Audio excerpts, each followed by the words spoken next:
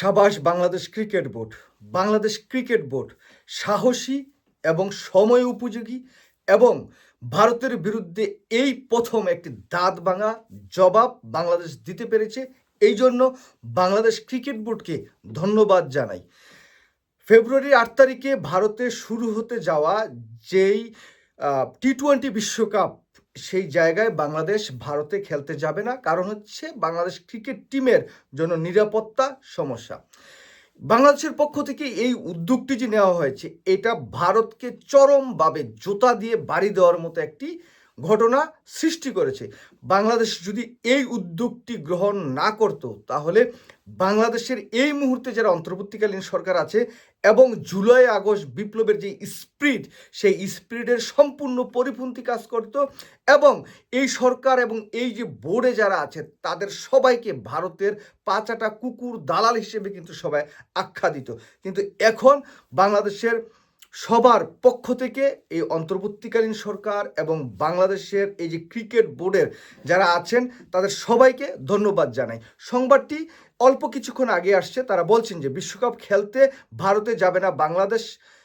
সিদ্ধান্ত জানিয়েছেন আইসিসিকে, চিঠিও ইতিমধ্যে তারা দিয়েছেন, মানে ইমেল পাঠিয়েছেন। আমি যদি সংবাদটি একটু পরে আপনাদের জানাই যে লাস্টে তারা বলছেন যে আগামী 7 ফেব্রুয়ারি থেকে 8 মার্চ পর্যন্ত 2026 সালের টি-20 বিশ্বকাপ চলবে, যেখানে সি গ্রুপে বাংলাদেশ খেলবে সাবেক 2 বিশ্ব চ্যাম্পিয়ন ইংল্যান্ড, ওয়েস্ট ইন্ডিজের পাশাপাশি নেপাল ও ইতালির সঙ্গে। পূর্ব ঘোষিত সূচি অনুযায়ী আগামী 7 ফেব্রুয়ারি ওয়েস্ট ইন্ডিজের বিপক্ষে বিশ্বকাপে বাংলাদেশের প্রথম ম্যাচের ভেন্যু কলকাতার ইডেন গার্ডেনে ছিল। এই ভেন্যুর পরেই 2 ম্যাচ তাদের প্রতিপক্ষ ইংল্যান্ড ও ইতালির। শেষ ম্যাচে মুম্বাইয়ে বাংলাদেশ নেপাল ম্যাচ ছিল। এই যে ম্যাচগুলো বাংলাদেশ এখন ভারতে খেলতে যাবে না, আইসিসিকে বাংলাদেশ ইতিমধ্যেই জানিয়ে দিয়েছে। ধন্যবাদ জানাচ্ছি আবারও। এবং ভারত বাংলাদেশের মানে তারকা স্টার মুস্তাফিজকে নিয়ে যে নাটকটা তারা করেছে, মুস্তাফিজকে যেভাবে তারা অপমানিত করেছে, শুধু মুস্তাফিজকে না, এই মুস্তাফিজকে ভারতের আইপিএলে বাদ দেওয়া মানে পুরো বাংলাদেশকে তারা মানে অপমানিত করেছে, বাংলাদেশকে তারা ছোট করেছে। সেই জায়গায় বাংলাদেশের পক্ষ থেকে যেই সিদ্ধান্তটি এই মুহূর্তে তারা নিয়েছেন, এটা অত্যন্ত সময় উপযোগী সিদ্ধান্ত। এটার মধ্য দিয়ে ভারতকে অন্ততপক্ষে আরেকটা কঠিন শিক্ষা এবং জবাব দিতে পেরেছেন যে তোমাদের সবচেয়ে বড় চাকরানি শেখ হাসিনাকে বাংলাদেশ থেকে ঠিক তোমাদের কাছে যেভাবে পাঠানো হয়েছে, তোমরা যদি বাংলাদেশের বিরুদ্ধে বা বাংলাদেশ নিয়ে কোনো ষড়যন্ত্র করো, তাহলে তোমাদের ঠিক সেরকম একটি উচিত জবাব দেওয়া হবে। এই যে বর্তমান অন্তর্বর্তীকালীন সরকার এবং ক্রিকেট বোর্ড এই সময়ে এসে যে সিদ্ধান্তটি নিল, এই সিদ্ধান্তটির মধ্য দিয়ে আগামী দিনে যারা রাষ্ট্র ক্ষমতায় আসবে তারা অন্ততপক্ষে এই যে সিদ্ধান্ত, এইটা মাথায় রেখে কাজ করতে হবে। কারণ আগামী দিনে যদি ভারত কোনো মানে দলীয় সরকার রাষ্ট্র ক্ষমতায় আসে, তখন যখন এরকম অসভ্যতা, এরকম শয়তানি করার চেষ্টা করবে, তখন ভারতের অন্ততপক্ষে মনে থাকবে যে বাংলাদেশ কিন্তু আগে এরকম একটি সিদ্ধান্ত নিয়েছিল।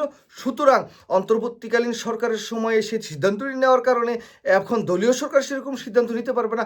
সেটা অন্ততপক্ষে তারা ভাবলেও সেটাকে যাতে বাংলাদেশের জনগণ অন্ততপক্ষে সেই সময় যারা রাষ্ট্র ক্ষমতায় থাকবে, সেটা দলীয় সরকার হোক, এটা জোট সরকার হোক, এটা ঐক্যবদ্ধভাবে একটা সরকার হোক, তখন তাদের উপরে কিন্তু বাংলাদেশ সরকার বা তাদের উপরে সরকারের বাইরেও একটা চাপ থাকবে যে অন্তর্বর্তীকালীন সরকারের সময়কালে এরকম একটা অসভ্যতা ভারত করার কারণে ভারতের বিপক্ষে এরকম একটি সিদ্ধান্ত বাংলাদেশ নিয়েছে।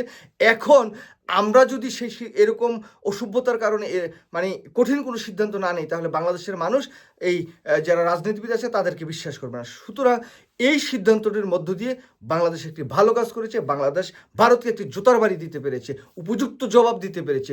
ধন্যবাদ অন্তর্বর্তীকালীন সরকার এবং ধন্যবাদ ডক্টর মোহাম্মদ ইউনূস এবং ধন্যবাদ বর্তমান যারা ক্রিকেট বোর্ডের সদস্য আছেন এবং আমিনুল ইসলাম বুলবুল সহ সবাইকে আবারও ধন্যবাদ জানাই। ধন্যবাদ, আবারও ধন্যবাদ ভারতের বিরুদ্ধে এমন একটি উপযুক্ত সিদ্ধান্ত নেওয়ার জন্য।